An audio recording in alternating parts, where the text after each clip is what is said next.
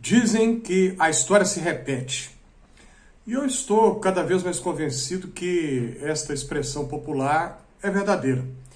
Algumas vezes a história se repete mesmo. Vou dar um exemplo.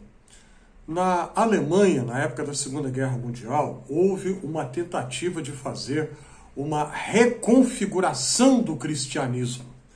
Uma, entre aspas, reinvenção do cristianismo conforme os princípios, os valores do Partido Nacional Socialista, o Partido Nazista, a extrema-direita da Alemanha na época. O cristianismo positivo, esse era o nome que foi dado. Em alemão, eles dizem Positives Christentum. O cristianismo positivo queria apresentar um Jesus ariano, a crença deles, né, que haveria uma raça superior. Hoje já se sabe, a ciência provou e comprovou que não existe nenhuma raça que seja superior às demais. Claro que não.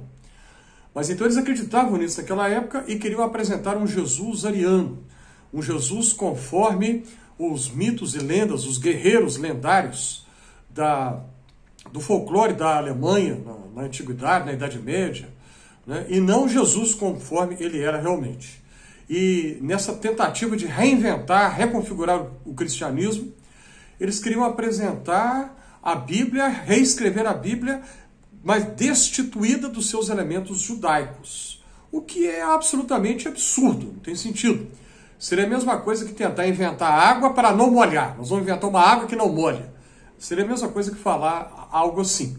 Um absurdo total, completo e absoluto. Era o que eles queriam fazer na época, porque os judeus foram escolhidos como o grande bode expiatório, a culpa de tudo que está errado, vamos matar todos, que aí todos os problemas se resolverão. Esse projeto deu errado, o projeto fracassou, não tinha como dar certo, claro que não. E o tempo passou, temos aí, grosso modo, 80 anos desde o final da Segunda Guerra Mundial, quase isso. E décadas depois, estamos vendo algumas pessoas tentando fazer uma reconfiguração do cristianismo outra vez.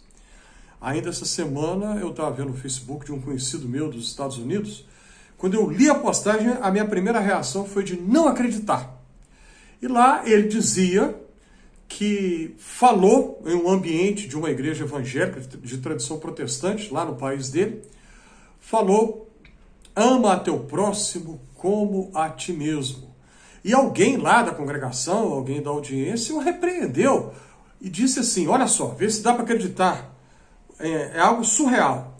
Alguém disse: isso aí que você está falando é liberalismo teológico, é coisa de liberal, isso é marxismo. Aí, bom, parêntese, para dizer isso, a pessoa não entende nada de cristianismo ou não entende nada de marxismo, não entende nem uma coisa nem outra. Não é? Fechado o parêntese aqui. E aí esse meu conhecido retrucou: mas foi Jesus Cristo que disse isso. Aí a outra pessoa disse: está certo, ele falou, mas isso não funciona mais, é muita fraqueza falar isso. É muita fraqueza dizer ama teu próximo como a ti mesmo. Está certo, mas isso não funciona mais. Então quer inventar um cristianismo que tem princípios contrários àquilo que Jesus ensinou. Uma tentativa de reconfigurar o cristianismo, de falar em nome de Deus, de se apresentar como sendo cristão, mas apresentando na prática o contrário de tudo que Jesus ensinou. Apresentando na prática uma ética que não tem nada a ver com o espírito do verdadeiro evangelho de Jesus. Pessoas que apresentam um discurso que soa como piedoso, mas na verdade apresentam uma proposta religiosa arrogante, soberba, empafiosa. A pessoa se considera melhor do que todo mundo e cria uma situação de dicotomia, né? Nós contra eles. Eu e quem pensa como eu, nós somos bons, puros, perfeitos, verdadeiros, justos, e os outros que não pensam como nós são maus, são indignos, merecem morrer. Pessoas que falam assim, apesar de se apresentarem como sendo cristãos. Usam versículos da Bíblia fora de contexto e querem propor um cristianismo reconfigurado, no qual não há mais lugar para amor ao próximo, no qual não há mais lugar para perdoar, para perdão, no qual não há mais lugar para a convivência com quem pensa diferente, no qual não há mais lugar para a diversidade. Tem que ser uma uniformidade, todo mundo ser igual, todo mundo tem que ser esse molde aqui, pensar desse jeito, falar desse jeito. Ninguém pode desviar, porque se acontecer isso, se houver um desvio que seja, uma fala diferente, não é dos nossos e não merece sequer viver. Tem que ser tratado com violência, tem que ser tratado com exclusão. Isso não é o cristianismo, é uma tentativa de fazer um outro cristianismo. E na Bíblia, Paulo diz que se descer um anjo do céu e pregar um evangelho diferente do verdadeiro evangelho de Jesus Cristo, que seja anátema. Essa é uma palavra de uso raro, né? Raramente, ou talvez nunca usemos. Anátema significa exclusão.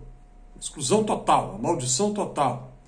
Ou seja, é para não aceitar de jeito nenhum quem vem apresentar um outro evangelho que não seja o verdadeiro evangelho de Jesus Cristo, no qual o amor a Deus acima de todas as coisas e ao próximo como a nós mesmos está em primeiro lugar. Não é o evangelho da violência, da matança, da destruição, é o evangelho do amor e do perdão. É o evangelho que abre mão da vingança. Se você acha que essa mensagem, esse conteúdo de hoje faz algum sentido, clica na mãozinha do joinha. Você vai gastar o quê? Menos da metade de um segundo para fazer isso. Não te custa nada e a mim vai me ajudar muito. Coloque nos comentários suas impressões, sugestões, ajude a compartilhar esse vídeo e inscreva-se aqui no Fé e Café. Se você já se inscreveu, você tem a minha gratidão.